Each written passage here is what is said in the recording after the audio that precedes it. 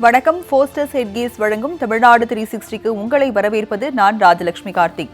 தமிழகத்தில் உள்ள அனைத்து நிகழ்வுகளை பார்ப்பதற்கு முன்னதாக தலைப்புச் செய்திகளை பார்க்கலாம்.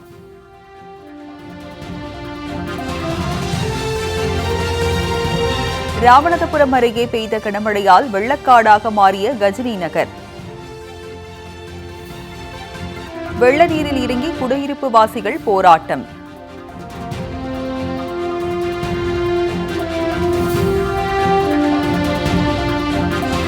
திருவள்ளூரில் புதிய பேருந்து நிலையம் அமைக்கும் பணியில் மெத்தனம். கட்டுமான பணிகளை துரிதப்படுத்த பொதுமக்கள் கோரிக்கை.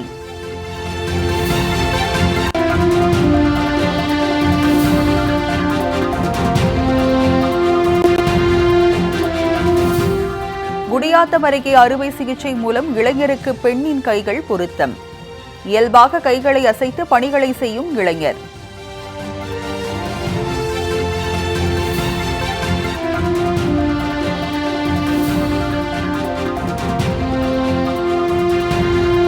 விவசாயிகளின் கனவு திட்டமான 58 கிராம பாசன கால்வாய் நிரந்தரமாக தண்ணீரை திறந்துவிட விவசாயிகள் வலியுறுத்தல்.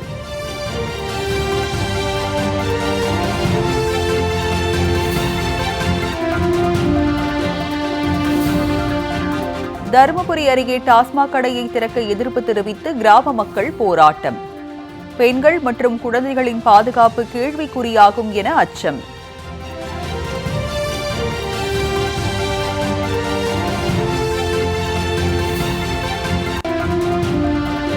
ராணிப்பேட்டை மாவட்டம் மோகனவரம் கிராமத்தில் புதிய கல்குவாரி அமைக்க திட்டம். கல்குவாரியால் மக்கள் சந்திக்கும் பிரச்சினைகளை விளக்கும் இன்றைய செய்தி தொகுப்பு.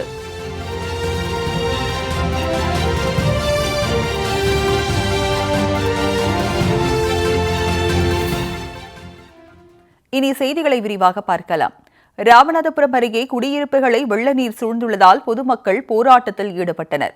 ராமநாதபுரம் மற்றும் அதன் சுற்றுவட்டார பகுதிகளில் கடந்த 3 நாட்களாக வரலாறு காணாத கனமழை பெய்தது. இதனால் ராமநாதபுரத்தின் பல்வேறு இடங்களில் மழைநீர் தேங்கியுள்ளது. இந்நிலையில் கஜினி நகரில் உள்ள சாலைகள் மற்றும் 100க்கும் மேற்பட்ட வீடுகள் மழைநீர் சூழ்ந்து வெள்ளக்காடாக மாறியுள்ளன.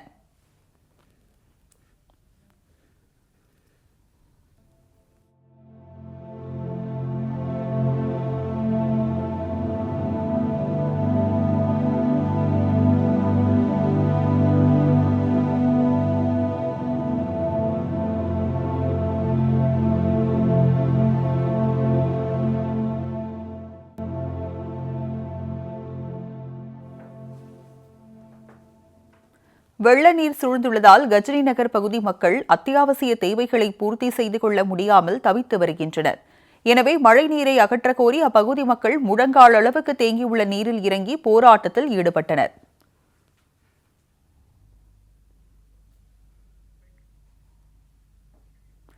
திருவள்ளூரில் புதிய பேருந்து நிலையம் அமைக்கும் பணி மெத்தனமாக நடைபெறுவதால் பயணிகள் கடும் சிரமத்திற்கு உள்ளாகியுள்ளனர். திருவள்ளூரில் உள்ள பழைய பேருந்து நிலையத்தில் தினசரி 159 பேருந்துகள் இயக்கப்படுகிறது. போதிய இடவசதி இல்லாததால் திருவள்ளூர் பேருந்து நிலையத்தில் பேருந்துகளை இயக்குவதில் சிரமம் ஏற்பட்டது. இதைத் தொடர்ந்து வேடங்கை நல்லூரில் 33 கோடி செலவில் புதிய பேருந்து நிலையம் அமைக்க தமிழக அரசு நிதி ஒதுக்கீடு செய்தது. கடந்த ஆண்டு ஜூலை மாதம் தொடங்கிய புதிய பேருந்து நிலையத்திற்கான கட்டுமான பணிகள் தற்போது வரை நிறைவு பெறாமல் ஆமை வேகத்தில் நடைபெற்று வருகிறது. பயணிகளின் சிரமத்தை கருத்தில் கொண்டு கட்டுமான பணிகளை துரிதப்படுத்துமாறு தமிழக அரசுக்கு பொதுமக்கள் கோரிக்கை வைத்துள்ளனர். தோல்கட்டு கண்ணாண்ட ஊத்துக்கோட்டை சாலை, திருவள்ளூர் ஊத்துக்கோட்டை சாலையில் பேருந்து நிலையம் அடிக்கல் நாட்டி வேலை நடந்துகிட்டு வருது. சுமார் 1.5 வருஷ காலமாக அது நடந்துக்கிட்டு தான் இருக்குதே தவிர வச்சு பூர்த்தி அடையலை. காரணம் என்னென்னா, திருவள்ளூர் பேருந்து நிலையத்திலிருந்து சென்னை, காஞ்சிபுரம், ஸ்ரீபெரும்புதூர், திருத்தணி, கும்மிடிப்பூண்டி, பொன்னேரி போன்ற ஊர்களுக்கெல்லாம் அரக்கோணம் ஜனங்க நிறைய வருவதனால, சின்ன பஸ் ஸ்டாண்டாக இருக்கிறதுனால, நெருக்கடியாக இருக்கிறதுனால ஆக்சிடெண்ட்டுங்க நடக்குது. பேருந்துங்க அப்படியே டிராஃபிக் ரொம்ப ஜாம் ஆகுது. அந்த மாதிரி பிரச்சனைலாம் ஆகுது. அதை கொண்டு தான் விரைவாக இந்த பஸ் ஸ்டாண்டை கட்டணும், அந்த பேருந்தை கட்டணுன்ட்டு மக்கள் கோரிக்கை கொடுத்துருந்தாங்க. அது என்ன அப்படியே நிலவிலே இருக்குது. 1.5 ஆண்டு காலமாக அந்த பஸ் ஸ்டாண்டை கட்டிக்கின்னு தான் இருக்கிறாங்களே தவிர இன்னும் அது பூர்த்தி ஆகலை. குடியாத்தம் அருகே அறுவை சிகிச்சை மூலம் பெண்ணின் கைகள் பொருத்தப்பட்ட இளைஞரால் மற்றவர்களைப் போல் அத்தியாவசிய பணிகளை மேற்கொள்ள முடிகிறது. வேலூர் மாவட்டம் லட்சுமணாபுரம் கிராமத்தை சேர்ந்த வெங்கடேசன் என்பவர் பெங்களூருவில் உள்ள தனியார் நிறுவனத்தில் வேலை பார்த்து வந்தார். இந்நிலையில் 2018ஆம் ஆண்டு வெங்கடேசன் தனது நண்பர் வீட்டின் மொட்டை மாடிக்கு இரும்பு பைப்புகளை கொண்டு சென்றுள்ளார். அப்போது இரும்பு பைப் உயர் மின்னழுத்த கம்பியில் உரசியதால் இளைஞர் வெங்கடேசன் படுகாயமடைந்தார். மின்சாரம் பாய்ந்து அழுகியதால் வெங்கடேசனின் 2 கைகளும் சென்னை கீழ்ப்பாக்கம் அரசு மருத்துவமனையில் அகற்றப்பட்டது. 3 வருடங்களுக்கு பிறகு அந்த இளைஞருக்கு மூளைச்சாவு அடைந்த பெண்ணின் 2 கைகளும் அறுவை சிகிச்சை மூலம் பொருத்தப்பட்டது. தற்போது அவரால் மற்றவர்களைப் போல கைகளை அசைக்கவும் அத்தியாவசிய வேலைகளை பார்க்கவும் முடிகிறது. குளோபல் ஹாஸ்பிட்டலில் ரிஜிஸ்ட்ரேஷன் பண்ணி வச்சு அங்கே ஒரு பெண்ணின் கையில் குஜராத்லேருந்து இருக்குது அப்படின்னு சொல்லி கேட்டு அங்கேருந்து எடுத்துகிட்டு எனக்கு ஒரு சர்ஜரி பண்ணி 16 மணி நேரம் சர்ஜரி முடிஞ்சு அதுக்கப்புறம் அங்கே ஒரு 1.5 வருஷம் ட்ரீட்மெண்ட் இருந்தேன். அதுக்காகவே செலவுக்கு பல லட்சங்கள் செலவாயிடுச்சு. எல்லா உதவியும் செஞ்சுருக்காங்க. இப்போ எனக்கு ஒரு வேலை, அரசு வேலை எதுனா பார்த்தீங்கன்னா கருணையின் பேரில் என்ன ஒரு அரசு வேலை கொடுத்தா கொஞ்சம் நல்லாயிருக்கும். என்னோடய குடும்பத்தை நானே பார்த்துப்பேன். அரசுக்கிட்ட ஒரே ஒரு கோரிக்கை, கருணையின் பேரில் எனக்கு ஒரு அரசு வேலை வர மாதிரி கேட்டுருக்கேன். விவசாயிகளின் கனவு திட்டமான 58 கிராம கால்வாய்க்கு தண்ணீர் திறந்துவிடுமாறு தமிழக அரசுக்கு கோரிக்கை எழுந்துள்ளது. வைகை அணையில் இருந்து உசிலம்பட்டி பகுதியைச் சேர்ந்த 58 கிராமங்கள் பயன்பெறும் வகையில் 58 கிராம பாசன கால்வாய் அமைக்கப்பட்டது. பல்வேறு இடங்களில் பெய்த கனமழையால் 58 கிராம கால்வாயில் தற்போது ஆங்காங்கே தண்ணீர் தேங்கியுள்ளது. 3 முறை சோதனை ஓட்டமாக இந்த கால்வாய்க்கு தண்ணீர் திறக்கப்பட்டது. பாசனத்திற்காக வைகை அணையில் இருந்து 58 கிராம கால்வாய்க்கு நிரந்தரமாக தண்ணீர் திறக்க அரசாணை வெளியிடுமாறு தமிழக அரசுக்கு விவசாயிகள் கோரிக்கை விடுத்துள்ளனர். நிரந்தர அரசாணை இந்த பகுதியில் உள்ள விவசாயிகள் நீண்ட நாள கோரிக்கை 58ஆம் கால்வாய்க்கு நிரந்தர அரசாணை தண்ணீர் கேட்டு வேணும்னு பலகட்ட போராட்டம் ஆர்ப்பாட்டம்லாம் பண்ணோம். அது இன்னும் எங்களுக்கு கிடைக்கல. இருந்தாலும் வைகை அணையிலேருந்து 3 தடவை இந்த 58ஆம் கால்வாயில் சோதனை ஓட்டம் ஓட்டியிருக்காங்க. அதில் எங்களுக்கு குடிக்கிறதுக்கு ஆடு மாடுக்கெலாம் ஓரளவுக்கு ஏதுவாக கொஞ்சம் சின்ன சின்ன விவசாயங்கள் பண்ணுறதுக்கு கொஞ்சம் ஏதுவாக நல்லா இருந்துச்சு. ஆனால் இந்த ஆண்டு அதே போல் எங்களுக்கு தண்ணீர் வேண்டும்ன்றதை நான் கேட்டுக்கிறேன். ஆனால் இருந்தாலும் மானாவாரி இயற்கையை பார்த்து கொஞ்சம் மானாவாரியாக மழை பெஞ்சு கொஞ்சம் அங்கங்கே கம்மாயில் கொஞ்சம் கொஞ்சம் தண்ணி இருக்குது. இருந்தாலும் இந்த 58ஆம் கால்வாயில் கடந்த ஆண்டு போல் இந்த ஆண்டும் தொடர்ச்சியாக தண்ணீர் விட்டால் இந்த விவசாயிகள்லாம் கொஞ்சம் கொஞ்சம் நல்லா இருக்க செடியெல்லாம் கொஞ்சம் நல்லா வளர்ந்து கொஞ்சம் விவசாயம் பண்ணால் நல்லா இருக்கும் அப்படின்ட்டு இந்த முதல்வரை கேட்டுக்கிறேன், தாழ்மையுடன் கேட்டுக்கிறேன். தருமபுரி அருகே புதிய டாஸ்மாக் கடை திறக்க எதிர்ப்பு தெரிவித்து கிராம மக்கள் கருப்பு கொடி ஏந்தி போராட்டத்தில் ஈடுபட்டனர். தருமபுரி மாவட்டம் பொம்பிடி அருகே பையர் நத்தம் பகுதியில் டாஸ்மாக் கடை செயல்படுத்துவதற்கு அப்பகுதி மக்கள் கடும் எதிர்ப்பு தெரிவித்து வருகின்றனர். இதனால் அங்கிருந்த கடையை கோட்டமடவு கிராமத்திற்கு இடமாற்றம் செய்ய டாஸ்மாக் நிர்வாகம் முடிவு செய்தது. புதிய டாஸ்மாக் கடைக்கான கட்டுமான பணிகள் நடைபெற்று வரும் நிலையில் கோட்டமடவு கிராம மக்கள் திடீர் போராட்டத்தில் ஈடுபட்டனர். முக்கிய சாலை அருகே டாஸ்மாக் கடை அமைவதால் அவ்வழியாக செல்லும் பெண்கள் மற்றும் குழந்தைகளின் பாதுகாப்பு கேள்விக்குறியாகியுள்ளதாக அவர்கள் தெரிவித்தனர். சொந்த நிலத்துல அவராகவே கட்டிட்டு இருக்காரு. ஏன் அப்படின்னா அவர் ஆல்ரெடி ஒரு டாஸ்மார்க்ல சூப்பர்வைசரா வேலையும் செஞ்சுட்டு இருக்காரு. இது எங்களுக்கு உடன்பாடு இல்லை. இது எங்களுக்கு தீங்கு மட்டும்தான். ஸ்கூல் போற பிள்ளைங்க நிம்மதியா போக முடியாது. தண்ணி எடுக்கிறவங்க பால் ஊத்துறவங்க போட முடியாது. பக்கத்துல கோயில் இருக்கு, ஸ்கூல் இருக்கு, தண்ணி டேங்க் இருக்கு. நாங்க கிட்டத்தட்ட பாத்தீங்கன்னா ஒரு 5-6 ஊர் இங்க தான் தண்ணி பிடிச்சிட்டு இருக்காங்க. அவங்க நிம்மதியா தண்ணி பிடிக்க முடியாது. எங்களுக்கு இந்த கடை வேண்டாம் அப்படின்னு நாங்க போராட்டம் பண்றதுக்காக நின்றுட்டு இருக்கோம். பயர்நத்தம் கதிரிபுரம்லாம் கேன்சல் ஆயிட்டு அங்கேயும் போராட்டம் பண்ணி கடைசியா இங்க இதை பண்ணிட்டு இருக்காங்க. கோட்டமேடு கிராமத்துல அதுவும் சொந்த விவசாய நிலத்துல அவராகவே கட்டிட்டு இருக்காரு. அதனால அதை வேண்டாம்னு நாங்க போராட்டம் பண்ணிட்டு இருக்கோம். நாமக்கல் அருகே 100க்கும் மேற்பட்ட வீடுகளில் குடிநீர் இளஞ்சிவப்பு நிறத்தில் வந்ததால் பொதுமக்கள் அதிர்ச்சி அடைந்துள்ளனர். நாமக்கல் மாவட்டம் பள்ளிப்பாளையம் நகராட்சிக்கு உட்பட்ட 12வது வார்டு பகுதியில் கடந்த சில நாட்களுக்கு முன்பு குடிநீர் இளஞ்சிவப்பு நிறத்தில் வந்தது. நிறம் மாறிய குடிநீர் சேகரித்து மாசு கட்டுப்பாட்டு வாரிய அதிகாரிகள் சோதனை செய்து வருகின்றனர். இந்நிலையில் RS ரோட் சாலையில் உள்ள வீடுகள் மற்றும் வணிக நிறுவனங்களில் தண்ணீர் மீண்டும் இளஞ்சிவப்பு நிறத்தில் வந்துள்ளது. பள்ளிப்பாளையம் மற்றும் அதன் சுற்றுவட்டார பகுதிகளில் சாயப்பட்டறைகள் எதுவும் செயல்படாத நிலையில் குடிநீர் நிறம் மாறியது பொதுமக்களிடையே குழப்பத்தை ஏற்படுத்தியுள்ளது.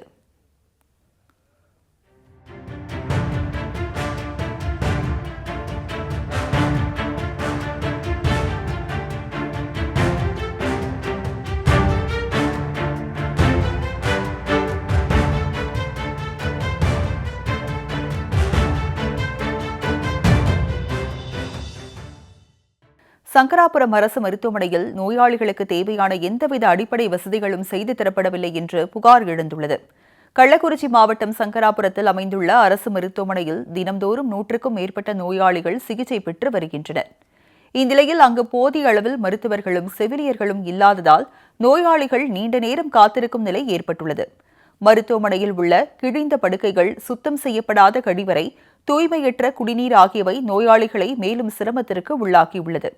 எனவே இந்த மருத்துவமனையை தரம் உயர்த்தி அடிப்படை வசதிகளை மேம்படுத்துமாறு சுகாதாரத்துறைக்கு சங்கராபுரம் பகுதி மக்கள் வலியுறுத்தி உள்ளனர்.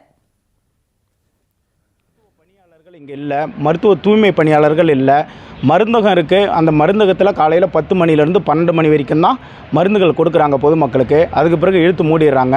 திரும்ப 4 மணிக்கு ஆரம்பித்து 6 மணிக்கெல்லாம் மருத்துவமனை அந்த மருந்தகத்தை நிறுத்திடுறாங்க. இதனால் இங்கே மருத்துவத்துக்கு வர பொதுமக்கள் தினமும் அச்சத்துக்கு ஆளாகிறாங்க. இங்கே மருத்துவம் எடுக்க முடியாத நிலையில் கடனை வாங்கி அருகில் இருக்கிற தனியார் மருத்துவமனைகளுக்கு தான் இங்கே இருக்கிற பொதுமக்கள் சிகிச்சைக்காக செல்ல வேண்டிய ஒரு அவல நிலை இருக்குது. செங்கல்பட்டு மாவட்டம் செய்யூர் அருகே மயான வசதி செய்து தராத மாவட்ட நிர்வாகத்தை கண்டித்து இஸ்லாமிய மக்கள் கவன ஈர்ப்பு ஆர்ப்பாட்டத்தில் ஈடுபட்டனர். சோத்துப்பாக்கம் கிராமத்தில் 800க்கும் மேற்பட்ட இஸ்லாமிய மக்கள் வசித்து வருகின்றனர்.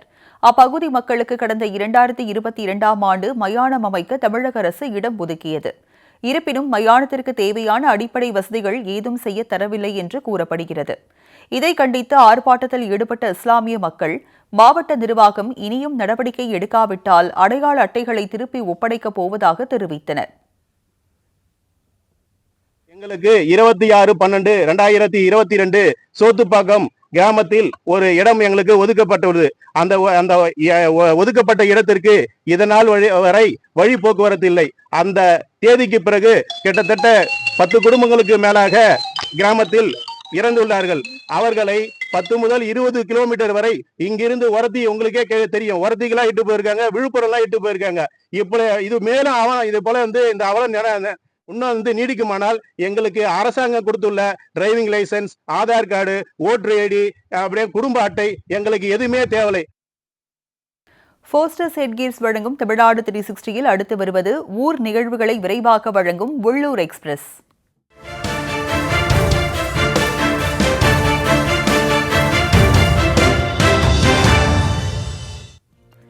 சிவகங்கை அருகே சாலை சேரும் சகதியுமாக காணப்படுவதால் பொதுமக்கள் கடும் அவதியடைந்துள்ளனர்.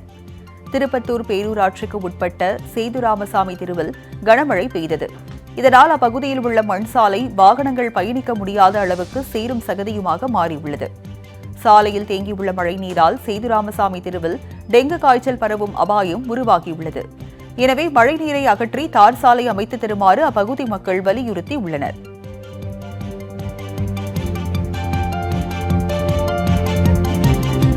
திருவண்ணாமலை மாவட்டம் சிங்கம் அருகே அரசு அலுவலகத்தில் டைல்ஸ் கற்கள் உடைந்துள்ளதால் விவசாயிகளும் அதிகாரிகளும் பீதியடைந்துள்ளனர். புதுப்பாளையம் பகுதியில் தோட்டக்கலை உதவி இயக்குநர் அலுவலகம் செயல்பட்டு வருகிறது. இந்த அலுவலகத்தின் அறைகள் மற்றும் நடைபாதையில் உள்ள டைல்ஸ் கற்கள் உடைந்து விஷப்பூச்சிகளின் இருப்பிடமாக மாறி வருகிறது. 37 கிராமங்களைச் சேர்ந்த விவசாயிகள் வந்து செல்லும் இந்த அலுவலகத்தை சீரமைக்குமாறு மாவட்ட நிர்வாகத்திற்கு பொதுமக்கள் கோரிக்கை வைத்துள்ளனர்.